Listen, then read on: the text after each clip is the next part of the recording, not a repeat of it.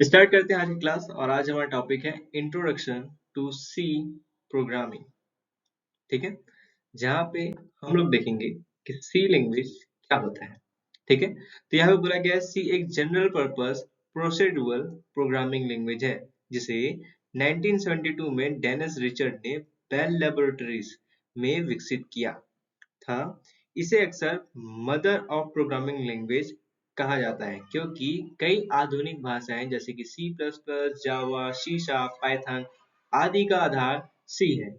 सी एक structured programming language है जिसका मुख्य उद्देश्य प्रॉब्लम सॉल्विंग को आसान और फास्ट और इफिशिएंट बनाना है।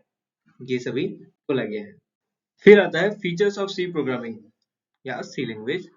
पहला है सिंप्लिसिटी, सरलता। सी भाषा को सीखना और समझना आसान है। सिंटैक्स छोटा और क्लियर है।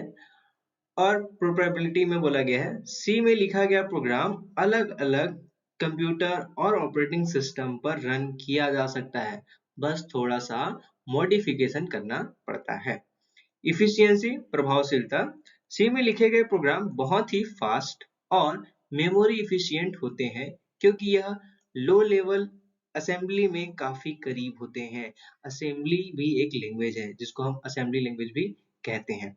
ठीक है, तो सी लैंग्वेज जो हमारा सी प्रोग्रामिंग है, ठीक है, वो काफी हद तक हमारे असेंबली लैंग्वेज के करीब होता है। मतलब इसका ये एक हाई लेवल लैंग्वेज है, इसको थोड़ा लो लेवल लैंग्वेज बोला जाता है।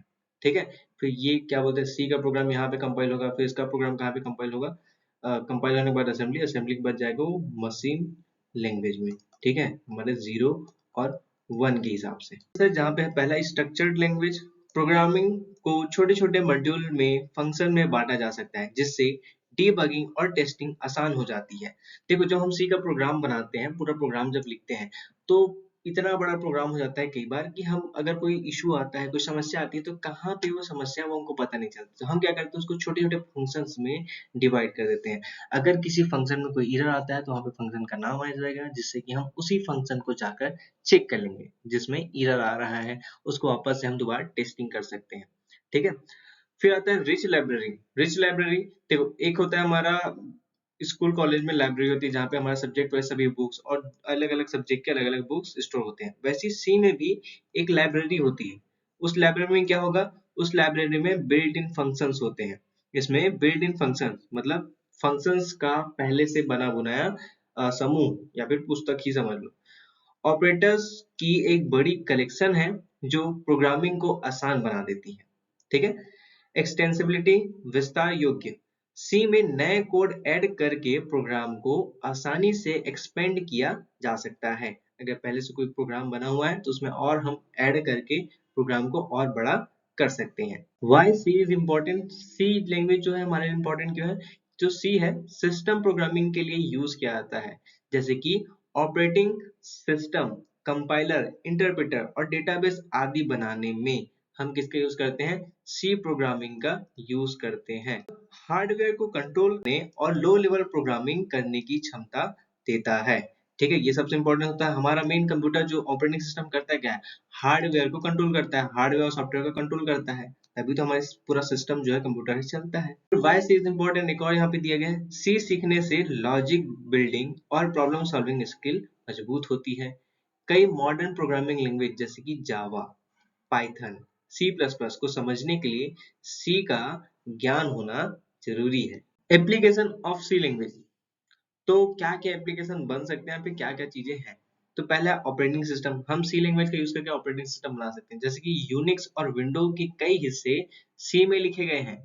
और एम्बेडेड सिस्टम जैसे कि micro controller, robotics, IoT devices में भी सी लैंग्वेज का यूज किया जाता है। कंपाइलर्स एंड इंटरप्रेटर, कई प्रोग्रामिंग लैंग्वेज के कंपाइलर खुद सी में लिखे गए हैं, ये भी बोला गया है। और है डेटाबेस सिस्टम, डेटाबेस सिस्टम जैसे कि ओरेकल, माइस्क्ल आदि डेटाबेस को कोर हिस्सा सी में ही लिखा गया है। गेम डेवलपमेंट जैसे कि हाई परफॉर्मेंस गेम में सी का यूज होता है। Robotics, C is widely used in programming robotic system and precise control. तो हम हर जगह देखा जाए तो हर एरिया में सी जो है बहुत ही महत्वपूर्ण रोल निभाता है अपना, और ये बहुत ही इंपॉर्टेंट लैंग्वेज है। इसको सीख कर ही हम जो बाकी के जो लैंग्वेजेस हैं उसमें हासिल मतलब जो उनकी बेसिक चीजें हैं जैसे इसको सीख जाएंगे तो उसके लिए भी हमको सीखना आसानी हो जाएगा। ये सबसे मेन लैंग्वेज यहाँ पे फर्स्ट सी प्रोग्राम, ठीक है। तो इसके लिए मैं पॉइंटर चेंज कर लेता हूँ। तो यहाँ पे देखो सी प्रोग्राम दिया गया है, has include studio.h int main function printf hello world return 0। अब एक एक करके समझते हैं ये सभी चीजें क्या क्या है। तो नीचे में दिया गया है हैज इंक्लूड, जो कि यहाँ पर यूज हुआ है हैज इंक्लूड। इसका मतलब है हैज इंक्लूड studio.h का मतलब स्टैंडर्ड इनपुट आउटपुट लाइब्रेरी को इंक्लूड करना, ठीक है। तो मैं अभी बताना चाहूंगा जो अभी हमने क्या अभी कुछ देर पहले लाइब्रेरी की जो बात की थी, तो उस लाइब्रेरी में क्या होता है, प्री बिल्ट फंक्शंस होते हैं।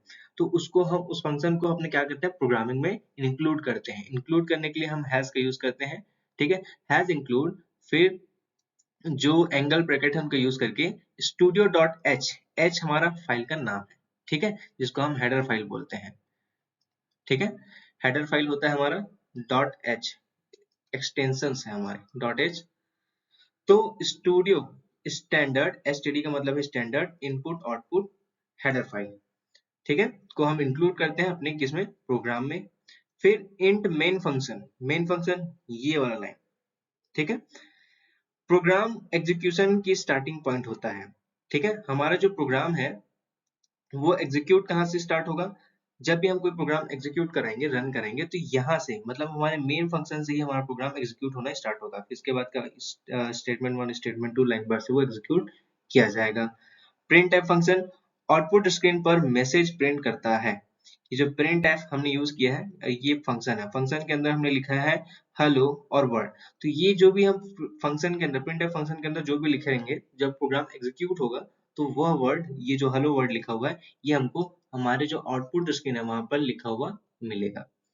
फिर है रिटर्न 0, प्रोग्राम को सक्सेसफुली एंड करता है, ये बताता है कि हमारा प्रोग्राम सक्सेसफुली रन हो गया है। कंक्लूजन, सी लैंग्वेज एक मजबूत, तेज और फ्लेक्सिबल प्रोग्रामिंग लैंग्वेज है।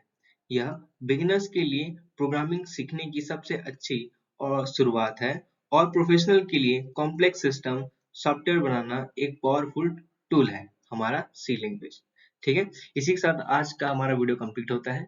मिलते हैं नेक्स्ट वीडियो में। जय हिंद, जय भारत।